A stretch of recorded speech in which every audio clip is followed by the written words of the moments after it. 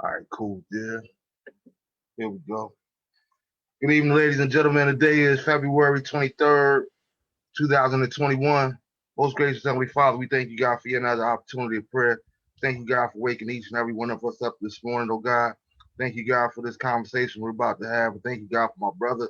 We ask you, God, that you will be with all the people down in Texas, Arkansas, that area of the country that is still suffering without power and going through because of the storms and everything, as well as everybody else up top on the East Coast, oh God. We ask you, God, that you be with them, keep them protected, and keep them covered with your precious blood. In Jesus' precious name we pray. Amen. Amen. Yeah, man. My heart goes out to all you guys that's still out there with power and stuff out there in Texas and Little Rock. Like, man, Little Rock got to think about almost about a foot of snow. Like, that's astronomical for out that area. Yeah, They don't that's know what to do. crazy. So, my heart goes out to them, man. I've been seeing a lot of videos and stuff on my Facebook timeline for friends out that way. As usual, I want to say happy belated birthday to everyone that celebrated born days this previous weekend. Shout out to Jack, my friend Jacqueline Watson. You had Miss Linda Lewis, my second grade teacher, whose birthday was today. My man Rob 40, salute. Um, and everybody else that had a birthday on this past weekend, man.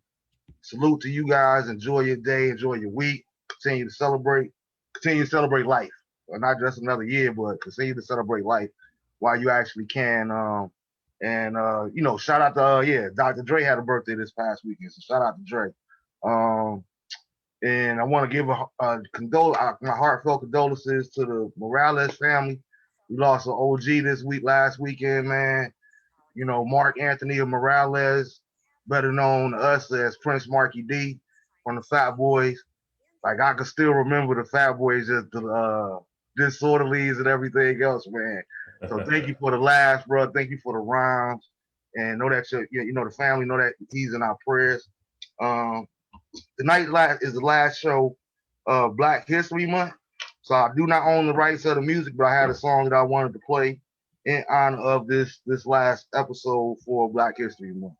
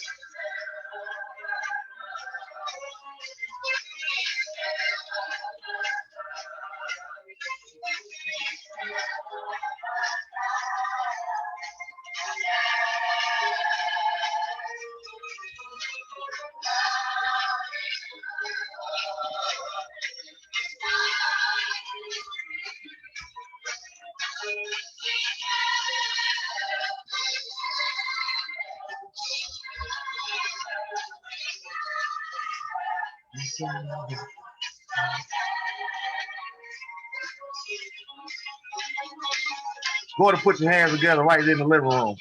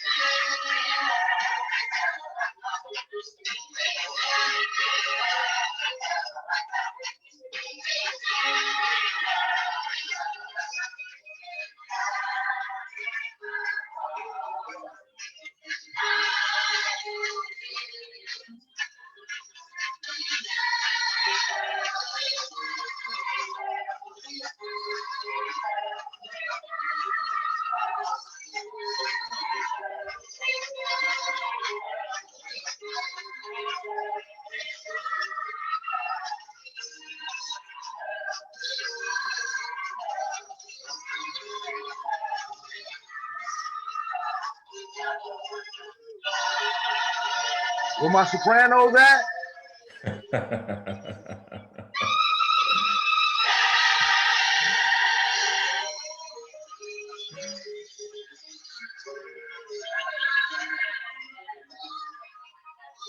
We shall overcome. Well, I'll tell you one thing, boy. I wish I had heard that version back in the day. I might have been ready to march too, bro. Instead of the slow version, man. So tonight we got the big bro on. You guys seen him before. He's no stranger here. You know, I look at it like Oprah had her Dr. Phil. My doctor is much smarter, better looking, and more qualified in my book. So I'm happy to have my big brother KEVINN Danley on here. You know, you can reintroduce yourself to the people if you like. But I want that to be your first question right there following the song. Do you feel that we can overcome? Yeah, hey man, I love being on. I appreciate you having me on too. But you know, for those who don't know me, KEVINN Danley from Brick City, spent 25 and a half years in the Air Force. Now I have my own life coaching business. I professor at Capella University. Just kind of doing my thing, man, trying to make a difference in the world. You know what I mean? So trying to help us overcome. That's what's up. That's what's up.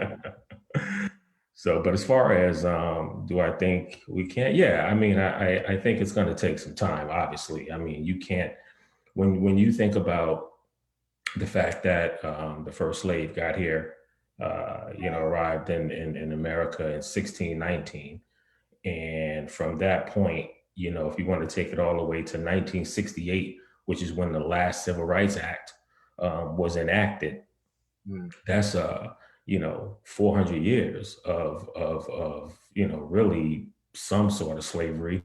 I mean, granted, the slaves were quote unquote freed in 1865, but there was still all those, you had the Jim Crow, Black codes, Jim Crow, civil rights, all that. So from the time the first slave got here to the time that the last Civil Rights Act was enacted, over 400 years.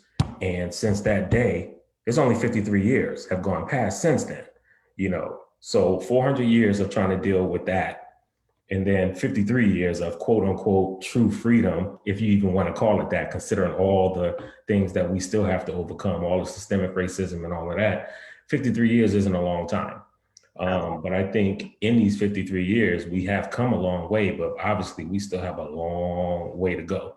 You know what I mean? But yeah, to answer the question, I do think that we can, and I think that we will. But again, it's just going to take time. It's going to take us continuing to march and demand, that, these laws are changed. These laws and policies are changed, man, that are affecting us and continuing to promote systemic racism. So it's just going to take some time, but we're going to make it happen.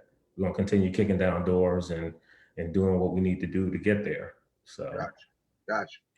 And you was a part of my post for the day, because I don't know if you've seen it, but I knew that we was gonna be on here together tonight, so I used John Carlos and Tommy Smith. Fish, yeah.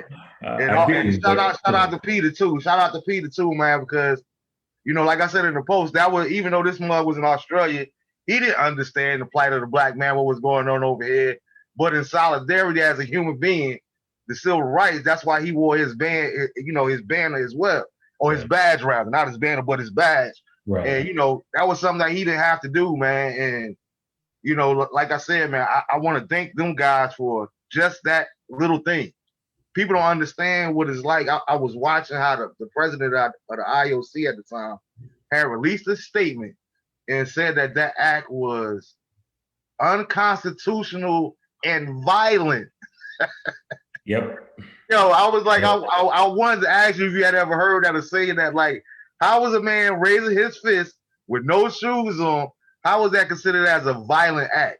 Yeah, it's ridiculous. That speaks to the times as well. That's how it was interpreted. But as you well know, too, John Carlos and Tommy Smith were sent home after that. You know what I mean? Yeah. They got sent home from Mexico City. Peter Norman got to stay, but even he was. And I don't even know if a lot of people realize it. Two things actually. One, that Peter Norman was the reason that they wore the gloves. There was a set of gloves, and he told them to each wear one glove. He was the person who initiated that. But when he got back to Australia, he was ostracized. He caught hell when he got back home. Yeah, he did. It took him a while to get work again, and just people looked at him differently. Because of what he did, but he always stood by what he did. He never backed down. He never said, you know what, I regret it. He never said, y'all are right, I shouldn't have. None of that. He stood by his decision the rest of his life. And he kept in touch with them. In fact, Tommy Smith and John Carlos were pallbearers at his funeral when he passed. Yeah, I was looking at the picture today because I wanted to say, since I used the pictures, I said, well, I already heard about it. I know some details about it, but let me go back and go a little bit in depth. And I didn't even realize the four things that they was initially protesting for. One was, equal rights for blacks in America. Two was that Muhammad Ali would be reinstated as heavyweight champion. What were the other two? It was two other ones as well. But it was like pretty much things that they could. They had to rescind their invitation to Russia and one other country. And that was the only thing that they actually did on the IOC part. And it was funny, like you said, they sent them home. And it's kind of like, man, like where's the backing at? Because if you remember when it first happened, they was like the American, when the IOC told them that them two had to be, they were being put out. They were gonna put them out. The American, as an organization, the USA said, no, we're not sending them home. Right. You know what I mean? We're going to stick with them. So, but then when they came back and said, okay, well, if you don't want to send them two home, we're going to send the whole track team home. Right. And then they were like, well, okay, I guess, fellas, we tried. Right. But y'all got to just take one for the team, man. And one thing, and one of the articles that I was reading that I found real ironic, how is it that when we had the Olympics over there and they was doing the Hail Hitler, you see what I'm saying? Right. Understand? How was that not considered as, you know what I'm saying? Mm-hmm. Like, why is it always totally different when it comes to us? When it comes to us speaking up, even speaking up when we're not speaking at all. Yeah. All they did was this. Yeah. And that still goes on to this day. I mean, when you think about Colin Kaepernick, didn't open his mouth. All he did was kneel. So it that's just the way it works, unfortunately. When you're black, you can't protest in peace. You can't protest out loud. It doesn't matter. You're gonna catch hell regardless. It doesn't matter what you do. So you might as well go out there and do what you need to do. Yeah. And it was funny because I was watching some interviews this weekend with people. I was watching this documentary. So the whole documentary was other people speaking about Malcolm X. Mm-hmm. And I found it real peculiar how so many, let's say, educated black people that don't have the same point of view that I do, talk about how this man, you just don't say things like that. And Cam, you know me personally. Stuff like that drives me crazy. Right. Never tell me what I can't do. You know what I'm saying? I can't have a baby. or birth a baby. That's about the only thing that I can't do. You see what I'm saying? But don't tell me that I can't do something, man. You know, during the times, then, man, you can't be talking like that. And as long as we keep that mentality, to me, I feel like they always gonna win. Like, what's wrong with you peacefully speaking your mind, even if we agree to disagree? Don't tell me I'm a problem child or I have no right to be saying these things, because white America, they gonna kill you. And like I told you, I wanted to talk about Malcolm, but I guess we could go in that direction, because for me personally, I find it ironic that a lot of my heroes, so to speak, are Muslims. Right. But I'm a Christian. You know what I'm saying?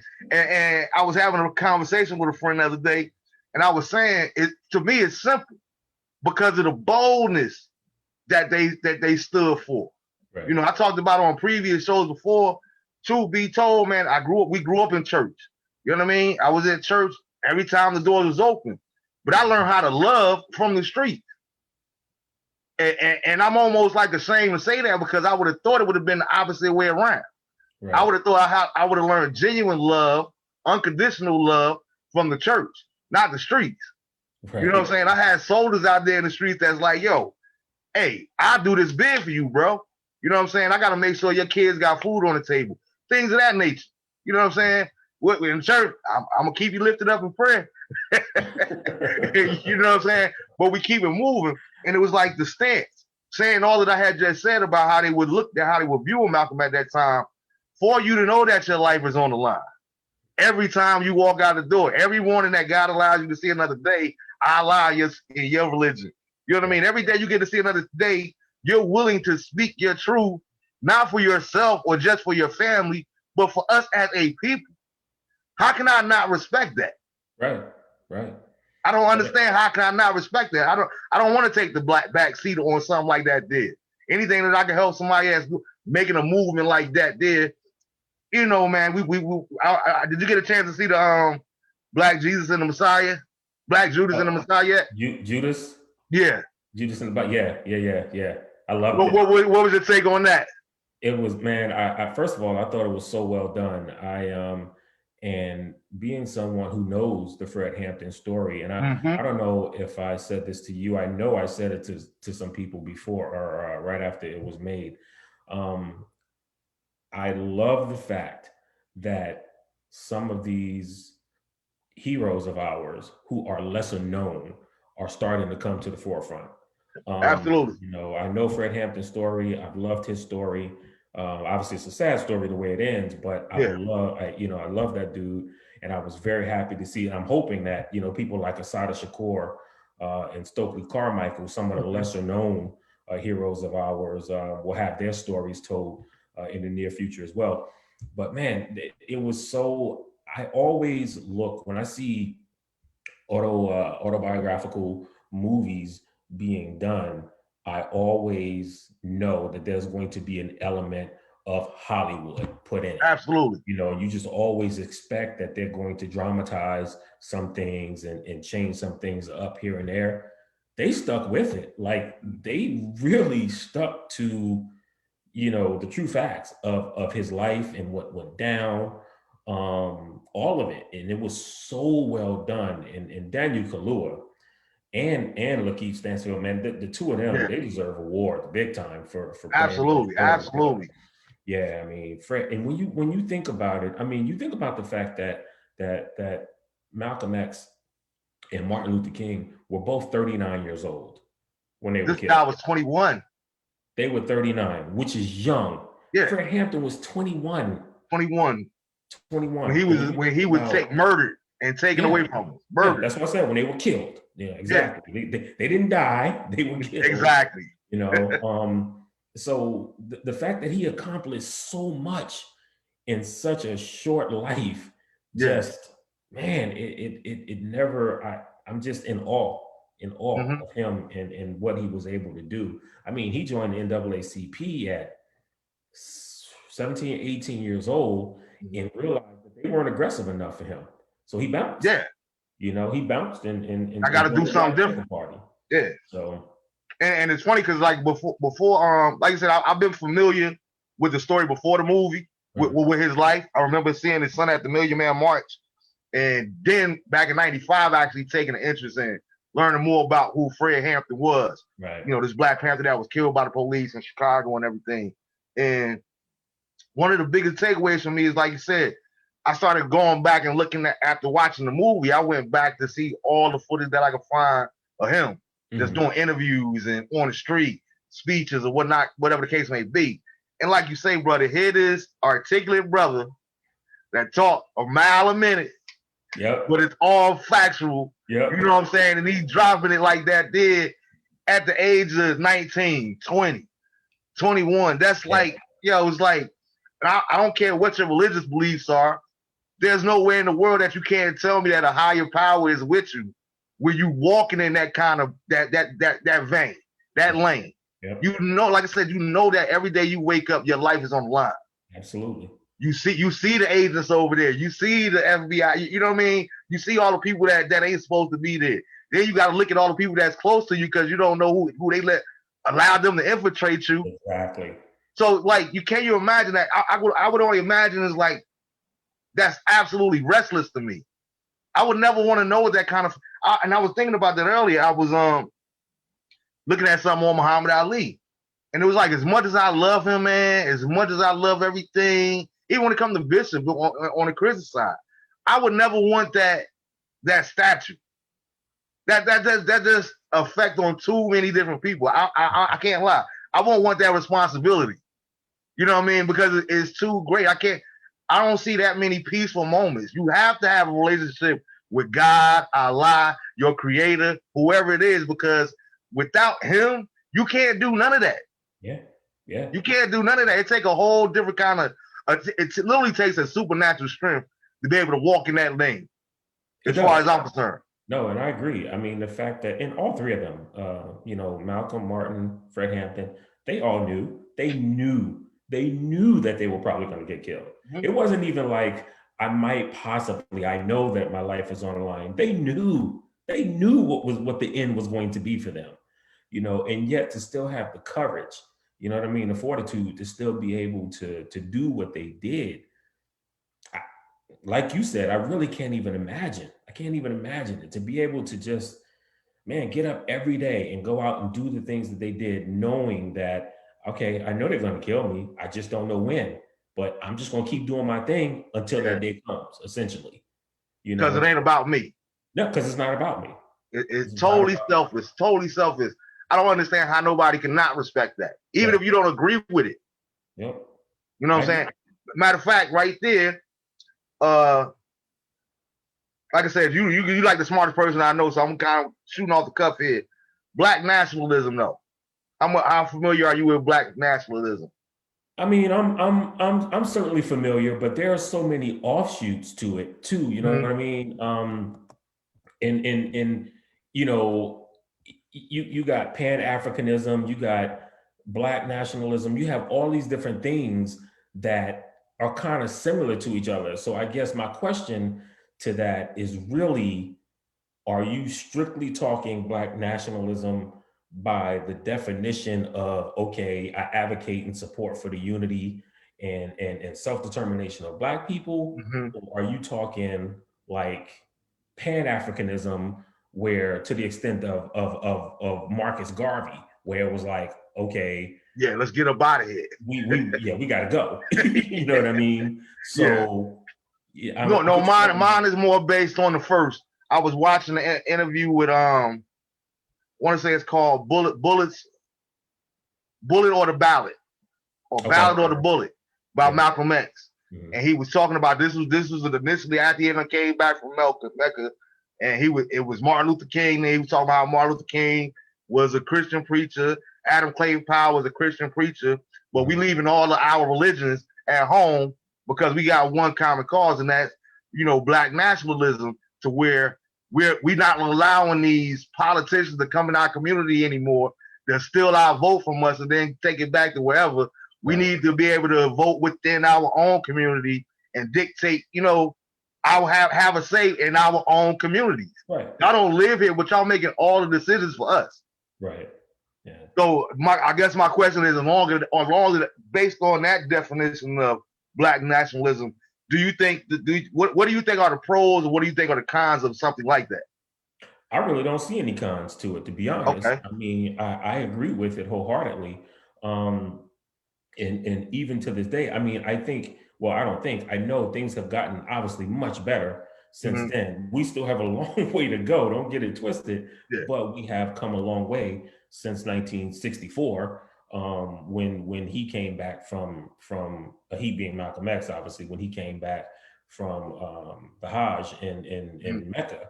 Yeah. Um, in those conversations that they were having, I agree 100% that we need to mobilize and have more say in what's going on. And I think we've done that. I think we're doing that. Mm-hmm. You know what I mean?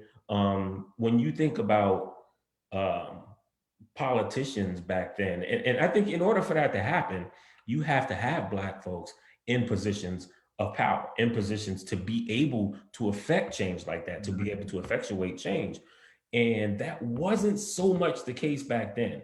You know what I mean? Yeah. When you think about, and this, I'm going to go off, I guess, deviate just a little bit, but when you think about the number of Black people who have served in Congress, more specifically in Senate, we didn't have people back then Mm-hmm. sitting in those positions to be able to say, all right, to come to other Black people and be like, all right, what do we need here? Not to mention they would know anyway. Yeah. I mean, when you think about the fact that in since 1789, all right, when first Congress came about, there have been almost 2,000, something like 1,995 senators.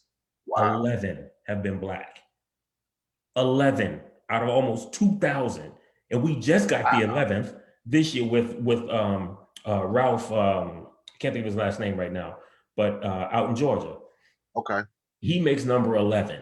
You know what I mean? Out of 2,000 senators in the history of this country, he makes number 11 as far as being Black. And as far as, the first Black female senator was 1992, Carol Moseley Braun. So we didn't have people in positions to be able to do that. And even now, there still aren't enough. The representation isn't there, but it's better at least. At least it's better, and it's getting better. We have, in the House of Representatives, we actually have a lot of Black people in the House of Representatives. But that's what's, to kind of get back to what you're saying, that's what was necessary. We needed to be in those positions to be able to make the changes that were needed for the Black community. Absolutely. You know what I mean? And we just didn't have it in the same ways that we do now, even though, again, like I said, we're still falling short, but it's better than it was, So Yeah. if that kind of answers the question. Nah, yeah, it does. It does. Hey, what's good? Jennifer said, good evening, fellas. Hey, Jen. Penny says that, yeah, they were courageous kings. Absolutely. Courageous is that's the word. Absolutely. Yeah. Like I said, when you put your life on the line, when you ain't talking about it, you being about it, put your life right there on the line, man. Listen, you all right with me, because we know everybody can't do that. That's you know what sure. I mean? And it's like I don't really want to go too deep into it, but like I said earlier, when I look at it, I see these strengths. They come from other religious beliefs. I would love to see more of that in the Christian community. You know what I mean? Like, why do we feel like, okay, well, yeah, we supposed to preach Jesus, and heaven and hell and all that there, but guess what? We still got to help people deal with the day-to-day things that we going through with, help them maneuver in this thing that's called life as well. Yeah, absolutely. You know what I mean? So I don't know, man. Like I said, I would like to see more, and I would like to see, put it like this, I would like to see more spiritual based leaders that's leading these movements.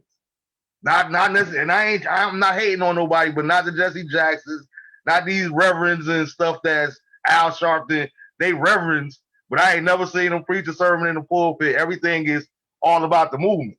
Right. I believe that we have to have a balance there, because as much as Malcolm was fighting for all those rights and stuff, he was still concerned about your soul too. No doubt. You feel what I'm saying? So I want to see that balance more within the Christianity community, man.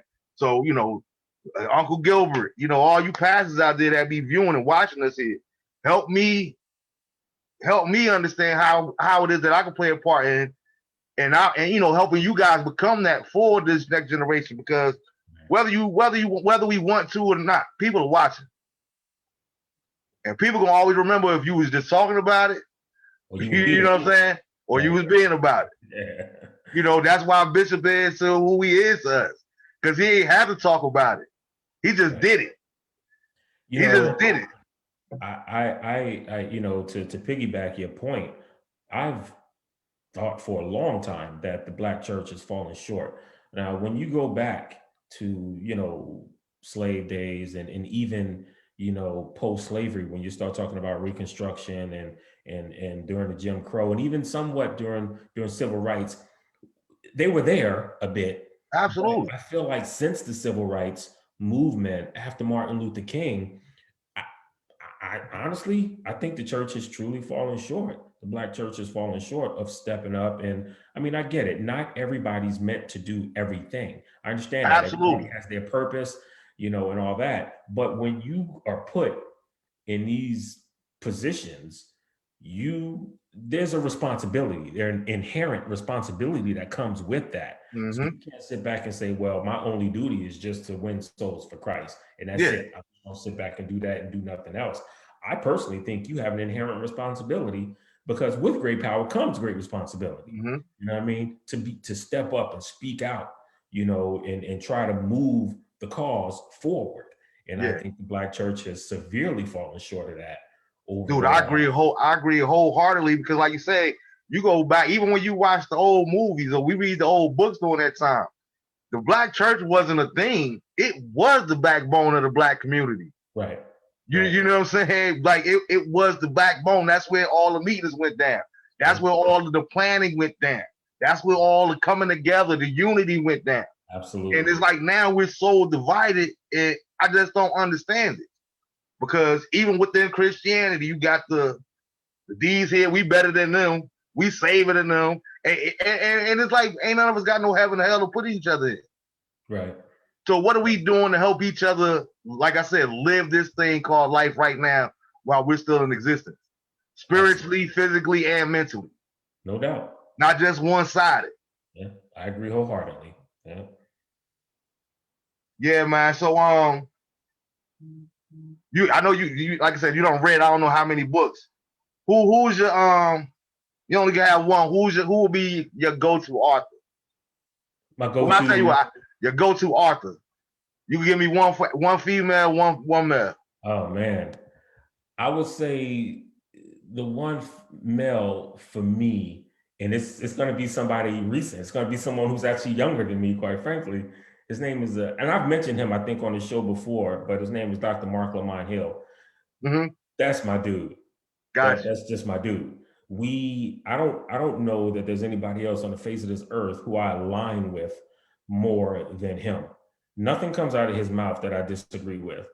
And often I find myself, I'll say something to someone. I have these in-depth conversations about these things, and then I'll see a tweet from him or something maybe a couple of weeks later, and he's saying the same thing. It's like we have the same brain almost. And not only that, we have, ironically enough, his causes are the same causes that I have. I mean, obviously wanting to move the Black community forward in general, but marginalized groups overall, us being united with other marginalized groups, because we have to be able to, kind of think that way. We have to be able to fight for each other.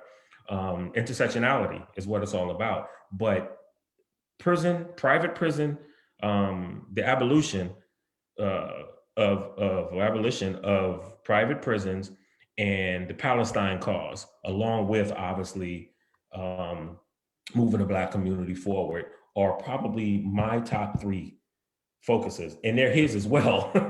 But now speak on that real quick. The Palestine movement. What exactly is that? Without getting too in depth with it, it's the whole. I hate to call it conflict. A lot of people call it the Israeli-Palestine or Israeli-Palestinian conflict. It's not even a conflict. it's ridiculous. Just to touch on it for 2 minutes, maybe. After World War I, there was a push because nobody wanted the Jews. Obviously, you know how they've been persecuted. Probably next to Black people and Native Americans, Jewish people have been, the next most persecuted people that there are. Mhm. But obviously, what happened in Germany with World War II and Hitler and all that, and what happened with the Jewish people. But after World War I, there was this push. Everybody wanted to get the Jews to Palestine. It was Palestine by then. It wasn't Israel anymore. It wasn't Israel for centuries. It was Palestine. Okay. So there was this push to get the Jewish people there. And they ended up just kind of taking over Palestine. Palestine became Israel, and the Jewish people are just they've been screwing over the Palestinians for years upon years upon years upon years. And I won't get too much into it, but the Palestinian cause is a major thing for me. And it's actually one of the main reasons I decided to learn Levantine Arabic. Learn to speak that because I'd like to take a trip over there before too long. I got to get my Arabic a little bit better than what it is, but but I'd like to get over there. But then also the abolition of private prisons, which we can talk about that if you want to as well at some point. But absolutely, that's a whole thing right there. A travesty in itself. Yeah. It's how is it that you could how is that you cannot consider that like a new form of slave masters? It is. That's like how is it that you can privatize, that you can profit off of people being locked up? So if that's the way you making your money, you sure don't want to see them rehabilitated. Nope, you don't, because that's going to cut your profit. Absolutely. And I know I'm probably getting a little bit off the topic because I forgot where I even started with all of that before I got into the Palestine thing and all of that. But since we're on the whole private prison thing now, when you think about the fact that the United States is 5% of the world's population. That's it. United States is 5% of the world's population. Really? Wow. However, we have 25% of the world's prison population. That's ridiculous. We incarcerate people at a higher rate than any other country out there. 25% of the world's prison population, even though we only make up 5% of the world's population.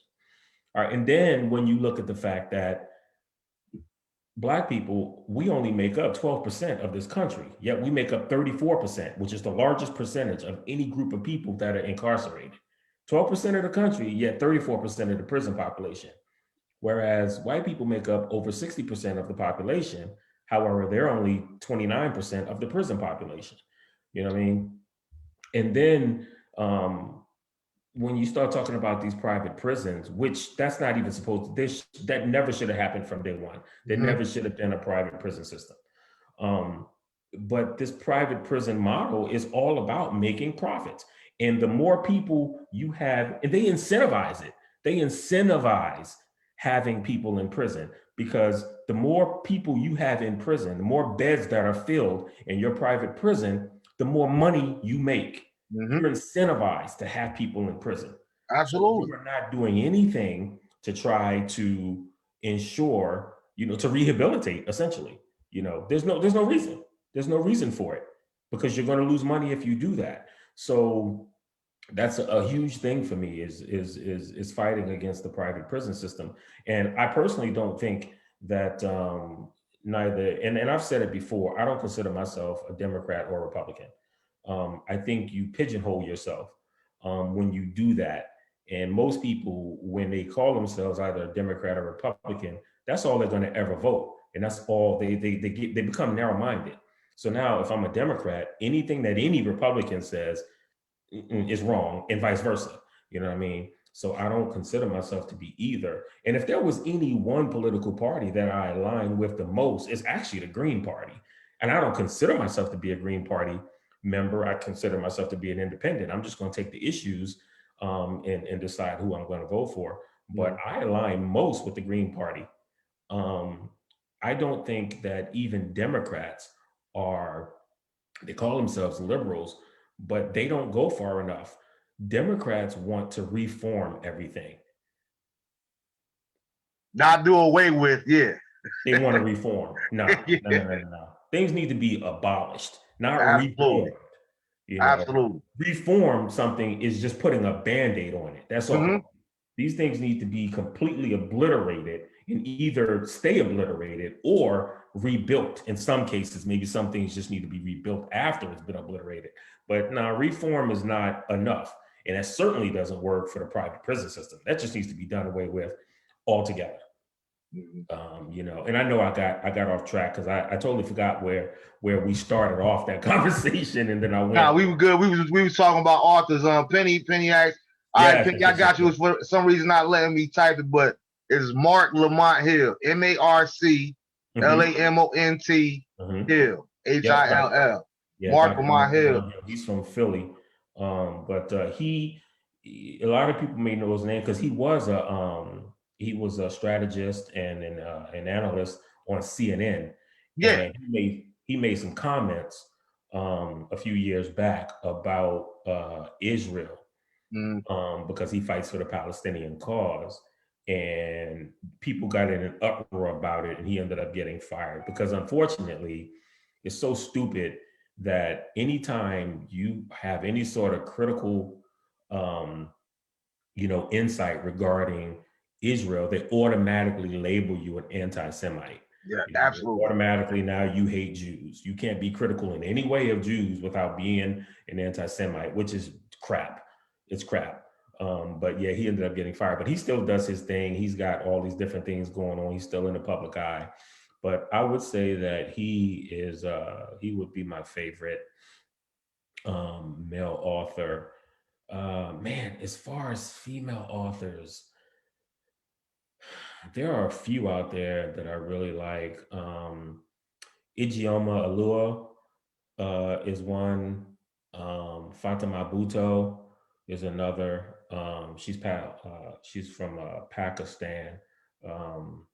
Ijeoma Oluo, she's Black. Her dad was Black, her mom was white, but they are, I would say, two of my favorite female authors. I don't know if I would choose one over the other. Gotcha. But yeah, I don't know why. Just for some reason you was going with the OG lady, Miss the professor. Which one? Maya. Oh yeah, nah, she's awesome as well. Obviously, you know what I mean. She's. I call her Miss Walking Wisdom. Yeah, no question about it. Yeah. Rest in peace to her. But she was literally walking wisdom. Like when she taught, you better listen. Like you just listen. Yeah. Penny had a comment. We got a comment from Penny. Penny says, and they are now drawing research from Black boys in preschool who are expelled or suspended from preschool.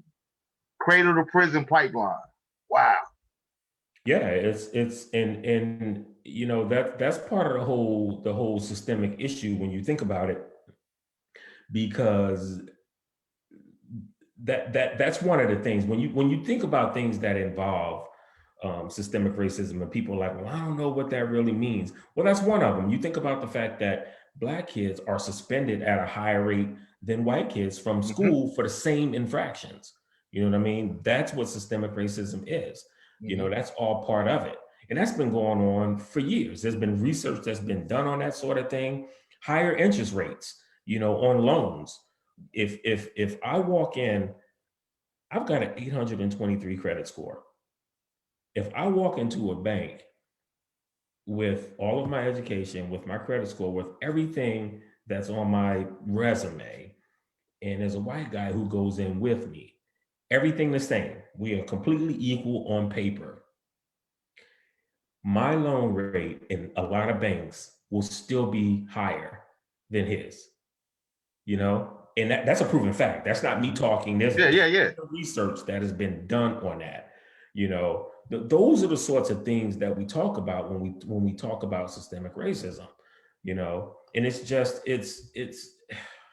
it frustrates me to no end that things like longer prison sentences, for Black people over white people over the same sorts of infractions. Those sorts of things frustrate me to no end. Those are the reasons that I vote. Those are the reasons that I petition. Those are the things that I do, all the things that I do, and try to get other people to do the same, because those sorts of things that you asked me earlier, if we're going to overcome, I think we will, but it's going to take things like that going away, and it's going to take more people stepping up to the plate.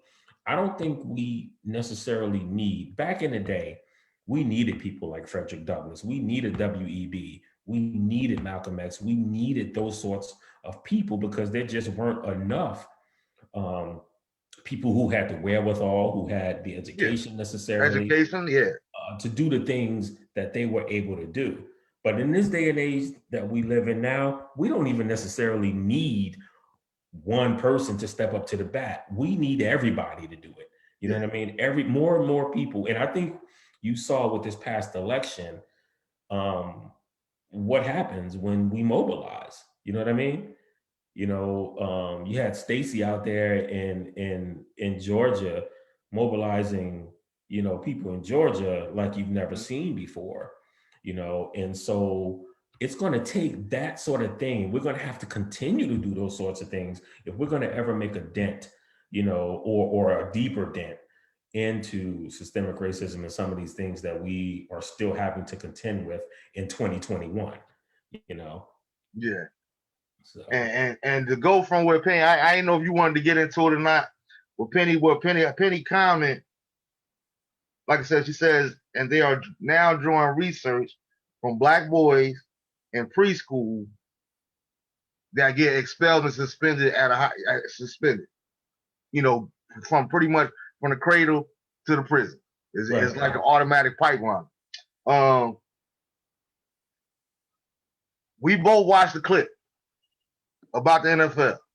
Yeah.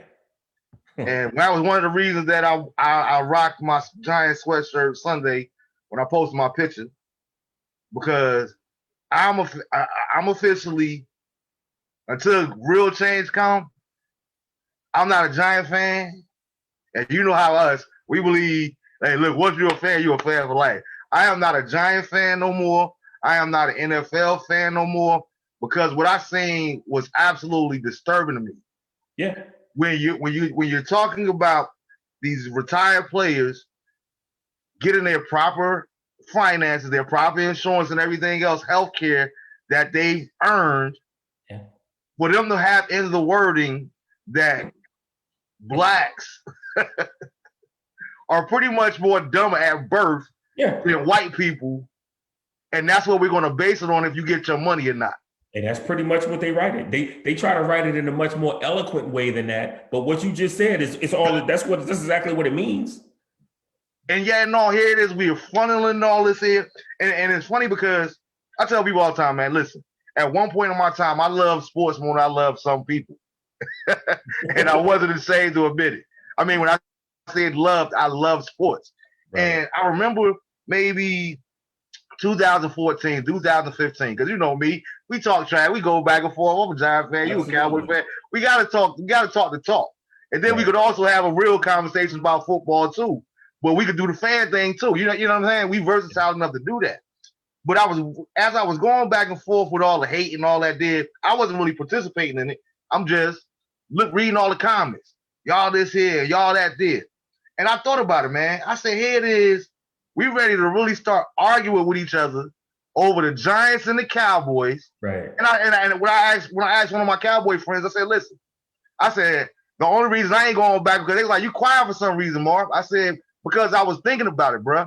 I said, I've been a Giant fan all my life, right? Mm-hmm. I don't rep the Giants all my life. I don't talk mad trash about the Cowboys in my Giant life. Them mugs have never sent me a birthday card. I've been to several games. They ain't never gave me a program for free. No check. I ain't never got no free parking. And guess what? Mr. Mara don't even know Marvin Bennett Jr. exists. Absolutely. But here it is. I'm out here on to put my, you know what I'm saying, going all out for this team that does not care at all about me. And this right here, the piece that I'm talking about that me and you see, dude, it was like for y'all to actually have the audacity to make this public information. Yeah. It broke my heart, bro. It broke my heart because it shows me like you really don't care about us at the end of the day. I tell people all the time, man, and people are like, nah, I don't agree with you. That's all right. You don't have to agree with me. But even when I look at professional sports, man, it's like modern day slavery to me. Yeah. Because what we do is instead of you having to stay in the field now, we're going to give you these little millions of dollars so you can go over there in that gated community where ain't nobody but y'all there. But at the end of the day, guess what? You're still a piece of property to me. Because when I want to do away with you, that's exactly what I'm going to do. And that's the reason what you just said. Well, first of all, let me start by saying, you and I have already had this discussion before tonight. And I said it to you, I've said it to other people. I'm done too with the NFL, man. I'm done with the NFL until some real changes come about. And I don't know that'll ever happen. I am truly done. And, like you and the Giants, I've always loved my Cowboys. Mm-hmm. But I'm just done, man. I'm not watching football anymore, not the NFL. I'm done with it.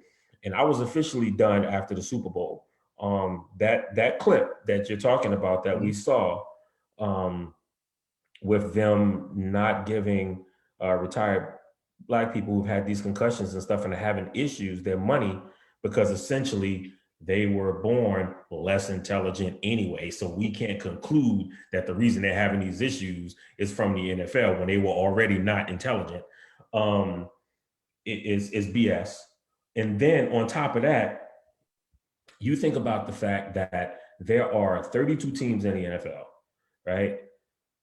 There are currently 5 Black coaches, 4 Black GMs, 1 minority owner. He's not even Black, he's Pakistani, but 1 minority owner. Just everything, all those things, and there are other things too that go into it. And then I sat up there and watched all of those commercials and all those things they did on Super Bowl Sunday, talking about how they support anti-racism. It's all performative. It is all performative. And people who don't dig deep, they sat there and they watched those commercials and they watched all the things that were being said. And they watched Jim Brown, who is one of the biggest sellouts I know, on CBS doing his thing. Not that Jim Brown, although he's a sellout too. But I charted to his age. Sometimes you can't put a microphone in front of old people.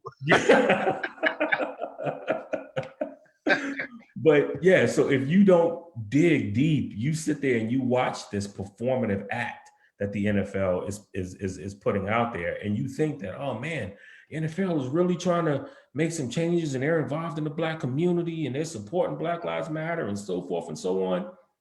It's all performative. They're not doing anything behind the scenes to make any changes. None. And even outside of the things that we talked about that are wrong, the number of Black coaches, and not to mention the NFL is 70% Black players, yet only 5 minority coaches, GMs, whatever, so forth and so on. But if you even want to have a serious conversation about supporting anti-racism and so forth and so on, talking to the NFL, if you want to be serious to start a conversation, you need to start that conversation with Colin Kaepernick. If you're not going to have a conversation about Colin Kaepernick and getting him back in the NFL, that right there tells me you're not serious. And the thing that bothered me with Goodell was even when he gave his little half behind apology, he still would never even say his name. Nope. You destroyed this man's life. At least had the balls. I can't say it no other way. Had the balls to say this man's name, bro. Yeah. And he won't. He will not. He will not be real. I don't understand that, yo. I gotta send it to you, man. I seen this. I'm big on Drake champs, and Nori. They had the I Am Athlete cast on there. I don't know if you heard of it, but Brandon Marshall. I forgot my other guy's name. Chad. They got this podcast show or whatever. So they had this one sister that was a lawyer that worked for the league. And she talked about how Antonio Bryant, and I've never been no big fan. I've never been against him. That man, hey, he do what he do. But she talked about how they were fining him for his touchdown celebrations. Now the sponsors they were using those same dance moves and those same highlights in their commercial. And she said she had to bring it to their attention that they was in one of those meetings and said, well, hold up. How we going to take money from a brother? But yeah, no, we making money off the same thing that we taking money out of his pocket for. Yeah. And so, Nori asked, he said, well, how did they respond? She said, what could they say? And from that game forward, they didn't find them no more. That they ain't giving none of the money back. Of course. But do you see the double standard and do this all property? We're not people to them. Absolutely. You know what I mean? Just do out there like they told LeBron, just dribble the ball, bruh. Yeah. Shut up and dribble. What? Yeah. This is LeBron James, yo. Yeah. This mother created a platform where all the kids would go to school for free and their parents. Parents had to have a degree. Now, I won't say hated on him, but I've never been a LeBron fan. Me but either. that right there, bro, that move right there put you up there with the Malcolms, the Martins, in my book right there, bro.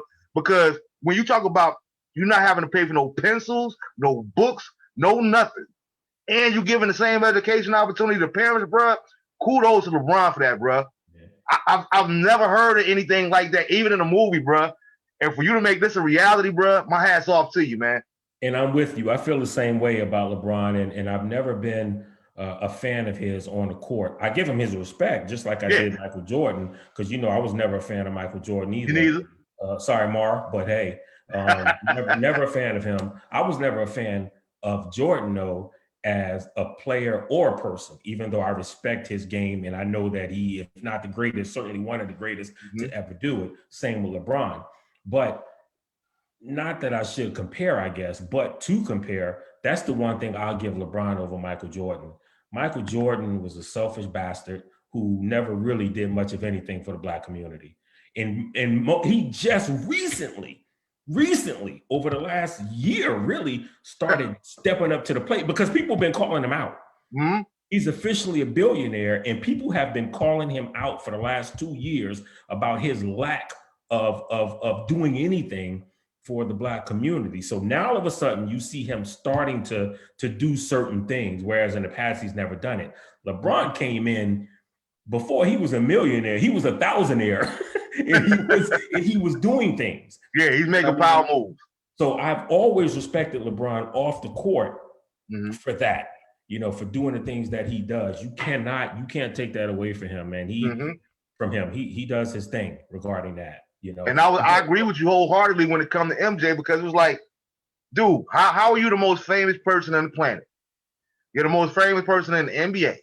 And I'm sorry, this is just my own personal opinion, because like you said, we done had private conversations. But when it comes to Mike and Barack, I know Barack can't do but so much, but at the time, he was local. Mm-hmm. There's no way in the world Marvin Bennett has the #1 selling sneaker with my name on it across the whole entire world. You feel me? And yet in the city that I play in, I got Black kids killing each other over a sneaker with my name on it. That ain't going down, bro. That I'm charging $100 for. And I'm only paying a little Chinese kid over Asia $1.15 a day to make them. I agree. Dude, if anything, bro, you can't stop them from being thugs. You can't stop them from being gang members. But listen, man, look, if y'all really respect me, if y'all really love me like y'all say I do, y'all got to stop killing each other over my shoes. Right. I'll do some giveaways. You know what I'm saying? Like, I never understood this thing. Like you said, for Mike, Mike been a part of our lives for almost 40 years now. You do not know his stance on anything. And like we said earlier, everybody doesn't have to be great. But like you said, too, with great responsibility comes with, you know what I mean? Listen, man, you got the biggest platform in the world, yo. Yeah. If you tell them to stop, Mike, that's what they're going to do. All of them ain't going to stop, but somebody going to stop. Yeah. And how about you take some of those shoes to the hood and just give them away? I have zero respect for Michael Jordan. Zero. I mean, again, I give him his credit for the things he did, his greatness on the court. Mm-hmm. Outside of that, no respect for that man, none whatsoever. But Bron, different story, without a doubt. He has done his thing. But what I was going to say too is when you talked about the whole the thing about sports kind of being modern day slavery, and I agree with that. I am very happy to see that these players, when you look at football and basketball now, they're starting to take some control. Mm-hmm. Whereas in the past, they couldn't do that. Yeah. But, you know, as an owner, you can trade and do all these Do whatever different you things. want. You know what I mean? And you don't abide by a contract. So why do the players need to? So I am so happy, man. You see so many of these players now who are just taking control, demanding trades. You know, you're going to give me more money or I'm not coming. All Yeah. these different things that they're doing now to kind of take more control, even though granted, we still need ownership. We still don't have ownership, which sucks. But they're starting to do the little things Yeah. that are giving them more power and more say so. And I love that. I love seeing that. Absolutely. Like Mike Epps saying, Fight Temptations, get your money, man. Yeah. Get your money. Because they definitely gonna get theirs. So like you said, I do like the fact that they standing up for more their rights. I was watching an interesting interview with Joe Johnson the other day, how he was talking about he didn't want to leave Phoenix. But you know, I knew they was gonna lowball me. And at the end of the day, I know my worth. So I don't want to leave, but guess what? I'm not gonna let them play me out either. Absolutely. And I like I said, I just love the stand that these younger cats are making, man. I just think we got nowhere to go from here but up. I agree. Now like you said, if we could get it, we could get in that which is why I couldn't stand your boy, Johnson, Bob Johnson. Oh. Like here it is, you got you buy a team, but then you got the only black network in how you gonna sell it to the band, bruh? Oh, you sell it to anybody but the band. He did that for the money. He did that for the money. You know what I mean? And I said, man, I don't understand it, man. And all right, man. So we gonna wrap up soon. I asked you about the Black National. All right, so I had an idea. I wanted to start doing my whole little James Lipton inside the actor studio. I used to do this segment, so I stole some of his, then I had a few of my own. So you ready? I'm ready. Let's do it. All right. What is your favorite word? Oh man, my favorite word. It's not even one word. It's a word that I use. It's a phrase that I talk about very often. It's cognitive dissonance. And what cognitive dissonance is, and I'll try to keep it short because I know you got some stuff you want to ask and we got to, wrap up or whatever, but cognitive dissonance is when I attribute it a lot to, it's not just, it doesn't just affect white people, but to use that as an example, it's the fact that their whole lives, maybe they've thought a certain way about Black people. And then all of a sudden, this new information is introduced to them. And they realize that everything that they've thought all along, everything they've always believed about Black people is not true. Because they've got this concrete evidence, this new information that they're receiving. And it's like, man, this new information I know to be true. So everything that I've always believed is wrong. And that messes with your head.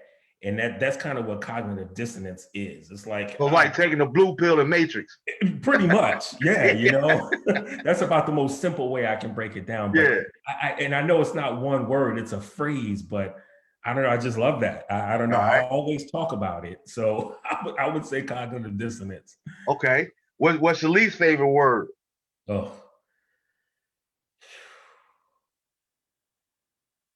Can't. We talked about that earlier. That's a good one. That would definitely be mine too. Yeah. What turns you on? Fellow bibliophiles. What's that? Fellow bibliophiles, people who love to read. Okay. What turns you off? My wife is certainly a bibliophile, just like I am. So, in fact, she's more so than I am. Oh, wow. Okay. Yeah. What turns you off?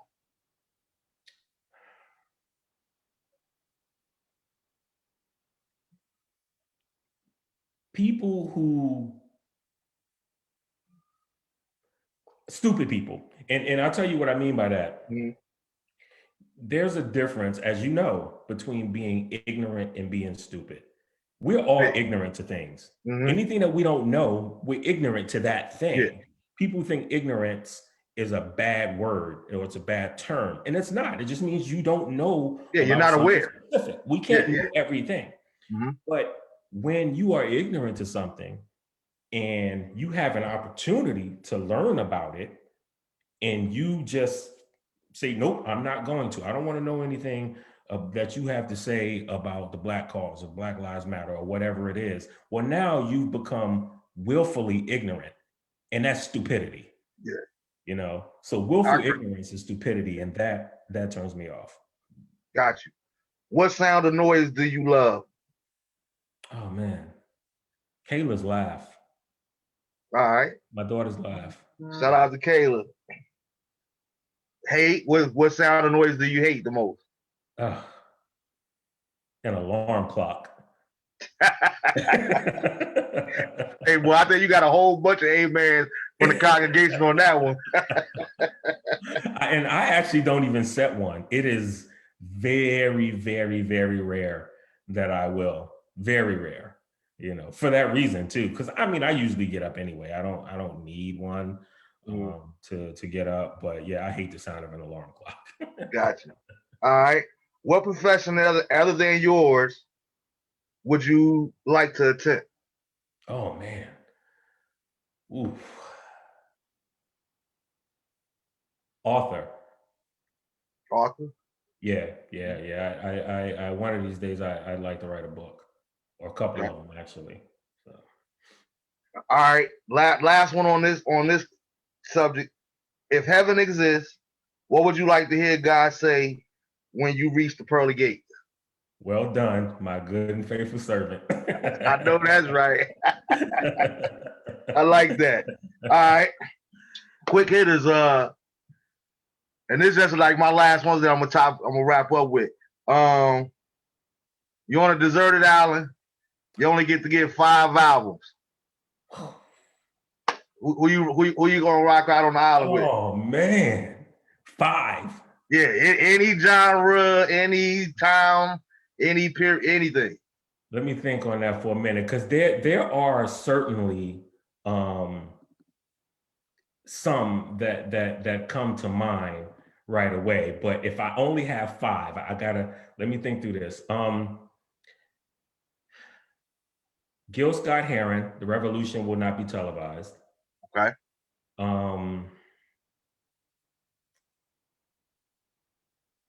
Stevie Wonder, "Songs in the Key of Life."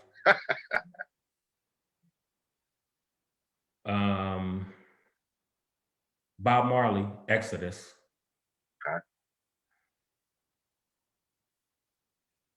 And I'm what was that, 3? That's 3. Yeah. I'm stuck because you got Lauryn Hill, "The Miseducation of Lauryn Hill." You got that just went diamond last week. Shout out Lauren. Yeah, you got Marvin Gaye, "Let's Get It On," and "What's Going On." You got Eric B. and Rakim, "Paid in Full." You got Run DMC, the album. Yeah. Nas, "Illmatic." All right, I gotta have John Coltrane, "A Love Supreme" too. Okay. That would be number 4. Man, if I'm gonna have a 5th one, I think I'm gonna go. Man, I think I'm gonna go Lauryn Hill, "Miseducation" of Lauryn Hill. Okay. Like I said, I ain't mad at that. Michael Jackson, "Off the Wall," like in Thriller, and just there's so many, but yeah, I think those would probably be my 5. I ain't mad at that list. Yeah. Like you said, shout out to our North native Lauryn Hill. Just went diamond. 10 million albums sold on the education, the Miseducation. First female to go diamond in the hip hop game, yo. That's monumental, bro. That's monumental. So shout out to Lauryn, yo. I ain't mad at that one at all. I love those questions, man. I love those questions. Yeah. All right, so you got a pickup game, pickup basketball game. What 4 you taking with you? Whew. That one's a little easier, but still.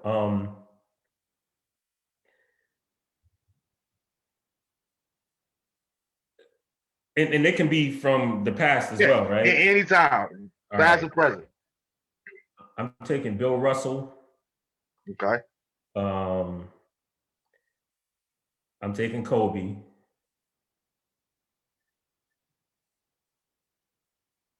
Man, if I'm looking at each position, so I can't say, I would say Shaq too, but I can't because I already got Bill Russell. So Hey, it's your fault. It's your fault.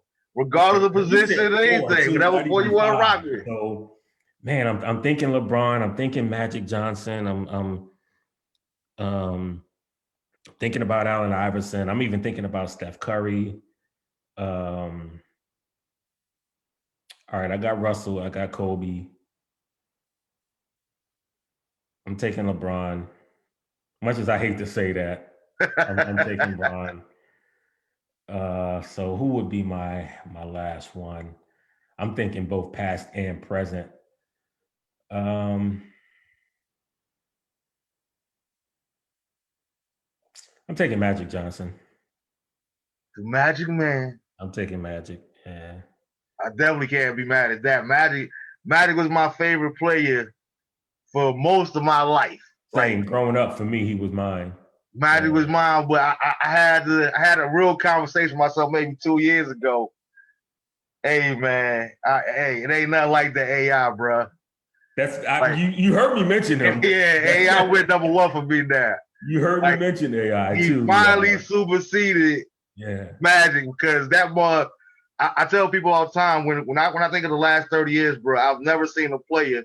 It's only two, but I've never seen a player not take a playoff. And AI, and that's KG. I've never seen them two dudes just out there on the floor. Right. They out there on a mission for the whole 48 minutes. You feel me? Giving everything they got, you know. Yeah. Pound for pound, can't nobody touch AI, bro. And the reason I had to start with Bill Russell, man, and I know you can make the argument for the times that he played and all of that, the time that he played in. But man, look, this man played for 13 seasons. He won 11 championships in 13 years. And don't forget the end part. He played college basketball for 3 years and won 2 championships in those 3 years of college basketball. He won how many MVPs? All-Star game. I mean, just his resume. Say what you want about LeBron and Jordan. Man, 11 championships in 13 years. Dude, all my people tell me, I say the same thing. When we had this argument, I always say Mike don't even crack my top 5, and Mark ain't even having that. You know what I'm saying? But I'm like, look, when you talk about the greatest to ever do it, like I'm stuck between 1 and 2 because there's 2 big men.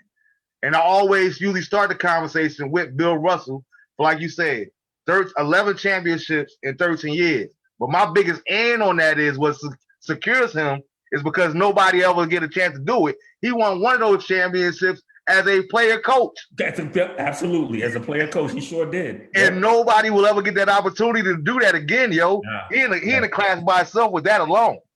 And then the other argument is for the other big man. Because even LeBron, who they all chasing? They still chasing Kareem. They still all chasing Kareem. He popped in my head as well. He did. He popped in my head as well. Then Kareem, man, look, that's where my conversation for the greatest started with them two right there. Right. And it's up for debate between them two, man. All right, so the very last question. 5 dinner guests, dead or alive. Mark Lamont Hill. Okay. Malcolm X. Gil Scott Heron. You already know that Gil Scott Heron and Malcolm X are my 2 dudes. He gonna be with you everywhere. So the 2 of them are coming everywhere. And then I already told you how I feel about Mark Lamont Hill. So right now, those are just my 3 right there. And you said 5? Yeah.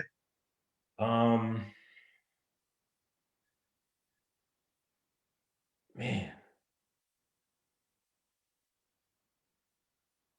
I'm thinking about Asada Shakur too. I would love to just, I'm going to say Asada Shakur. I would just love to sit down and have a chat with her. I really would. And then the 5th person, Man, fifth person. Probably my grandfather, who died when I was like 2. So I have no memory of him. Gotcha. So my grandfather So would just to be. get to know him over a nice meal. Yeah, yeah, That's what's up. yeah. So those are my 5. Man, yo, what pulling no teeth? That was a good one, man. It was a good one. No, And thanks for I doing enjoy it. that, man. Anything that challenges me and makes me have to think, I love it. I love that. So And I yeah. tell people all the time, man, when I think in terms of the show, man, yeah, I could do a whole lot better if we talked about all the stuff that we're going to talk about, and I gave people time to get the scripted answers and all that did. But it's just something about authenticity to me and that spontaneousness. You know what I'm Right. saying? To see how people react in the moment, and just Absolutely. actually have a conversation. Because anybody, like Nas, we talk about Nas. Yeah, Nas prove. I mean, if you give anybody a pen and a pad long enough, not anybody, but you see what I'm saying? Nas will tell you can't freestyle. You can't go off the top of the head. Right. But if you give me time to write down what I need to say, I'm one of the best to ever do You it. ain't messing with me. Right. You know what I'm Right. saying? So I get that it could be better, but this is what I like. I like for people to come in, feel free, be able to speak freely, share how they feel in that particular moment. And I always watch the playbacks. This made plenty of time. I'm like, oh man, I could have said this here and that there, or I could have said that there. But I love the authenticity of it and just being, just love. So I thank you for taking out the time to do this, man. Matter of fact, I meant to call you over the weekend just to make sure you was all right, because I know you're one of your favorite what do you want to call them, political figures passed over the weekend, or Rush Limbaugh.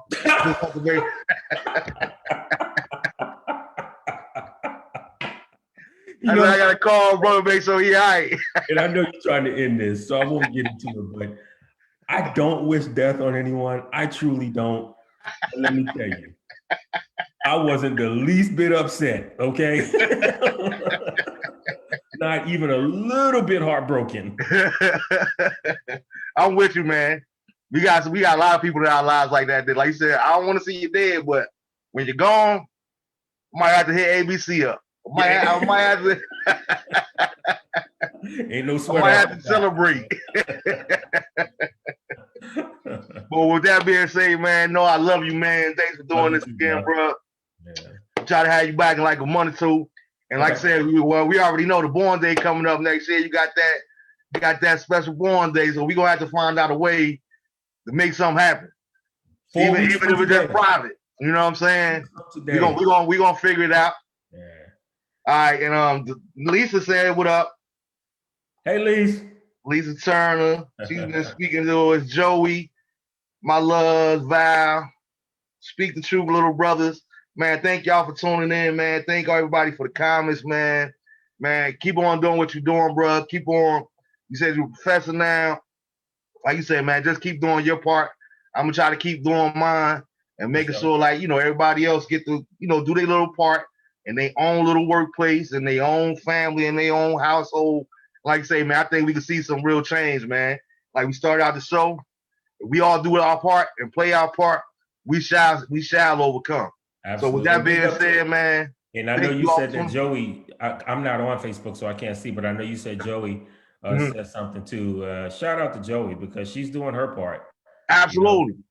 She's got that role. Board of Education in Hillside. Yeah. So, she's doing her thing, and I certainly wish my sister all the best in that. And I love you very much, Joey.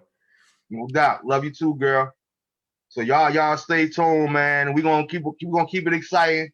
And Kev will be back again. We're gonna get into some more heavy hitters. But man, until next week, man, know that I love you guys. And as usual, I'm signing off, DeAndre and Lisa. Know that Daddy loves you intentionally, but I also love you unconditionally. Peace.